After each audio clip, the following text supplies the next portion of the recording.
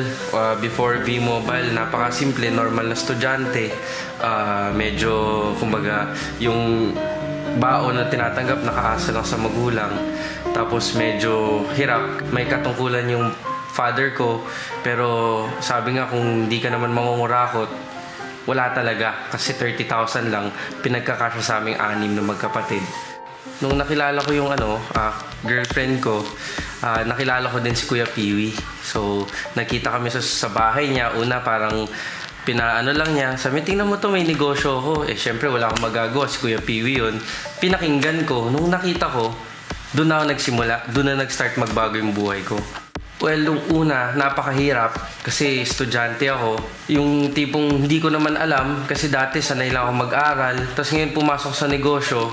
Gusto ko kasing magkaroon ng pagbabago sa buhay ko kaya sinubukan ko talaga. Nung time na estudyante ako, actually, palaging naalala ko dati, yung father ko laging galit. Tapos yung mga 3 kapatid ko, medyo pag-graduate na. Tapos, syempre, pag-graduate, maraming hinihingi. Ganito, graduation, ganyan. So, ako yung middle child. Kumbaga yung burden sa akin. Kasi, palagi pa ulit-ulit sinasabi ng tatay ko araw-araw. Gusto na niyang mag-retire. Kaya lang, ang problema, kumbaga, marami pa kami pinag-aaral. Palagi sila nag-aaway ng parents ko, ng mami at daddy ko.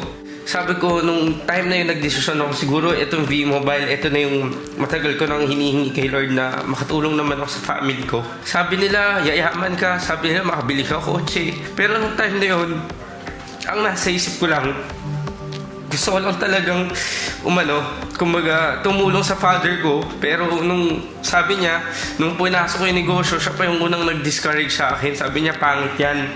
Pero hindi ko pinakinggan kasi sabi ko nga, ito yung matagal ko nang hinihingi para makatulong sa family. So, ginawa ko lang talaga. Tapos tuloy-tuloy, kumita na ako. Sabi ng father ko, nung nakita niya na nagkakaroon ng pagbabago, doon nagsimula na. Dati, humihingi ako ng baon. Tapos dumating sa panahon, ako na yung nagbabaon sa sarili ko. Tapos dumating sa point, ako na yung bumibili ng books ko. Ako na yung bumibili ng lahat. Tapos hanggang ako na rin nagbabayad ng tuition fee ko. Dati, ako yung tipong tao na palaging hindi pinapansin. Ako na lang yung laging mali. Lagi na lang pasaway. Tapos nung nakita nila nagbago yung buhay ko sa V-Mobile, lahat sila naging part. Naramdaman ko yung acceptance na matagal ko na hinihingi. Plus, nakatulong na ako sa family ko. Nakuha ko pa yung mga gusto ko. Yung makita ko sa mukha ng tatay ko, makita ko sa mukha ng nanay ko, na first time sa buhay ko is naging proud sila kasi naalala ko nga before kindergarten, elementary, high school, hindi man lang sila pumunta ng graduation ko kasi wala naman akong award. Maraming blessing, maraming pera, maraming kotse, pero alam mo yung tipong umiiyak sa bahay mo tapos sabihin ng nakikita ko sa mukha nila na grabe, parang ito yung anak ko. Yun yung pinaka reward na nakuha ako sa V-Mobile. Yung time na pinapalayas ako, sinutong ako ng daddy ko kasi nag-decide ako na gawin ko yung V-Mobile full-time. Ayaw na niya bayaran tuition fee ko, tinanggal niya yung credit card, tinanggal niya lahat basically, even yung pinahiram niya ako ng kotse, tinanggal niya lahat yun. So, nung point na hindi ko na alam, kumapit lang ako kay God. Sabi ko, God, hindi naman ako mapupunta dito kung hindi dahil sa'yo. Doon ko natutunan kung paano ka pala tatayo at paano ka magiging successful.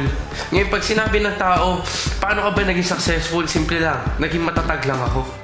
College fund ko, nakapag-aral ako because of V-Mobile. Nagkaroon ako ng 2 kotse, isang Expedition at isang BMW. For me, yun yung isa sa mga inspiring kasi simula na nakuha ko yung kotse na yun. Sabi nga ng daddy ko, ang tagal ko na nagtatrabaho, pero ikaw, hindi pa ako nagka-BMW. Sabi ko, doon ako na-inspire lalo kung gawin yung V-Mobile. Plus, nakakita ko ng mga tao sa paligid ko. Kapwa ako estudyante din, nakita ko na umasenso din yung buhay niya. Kumbaga, itong negosyo pala to, hindi lang pala pera-pera. Hi, ako si John, dating estudyante na part-time empleyado. Ngayon, isa ng V-Mobile millionaire.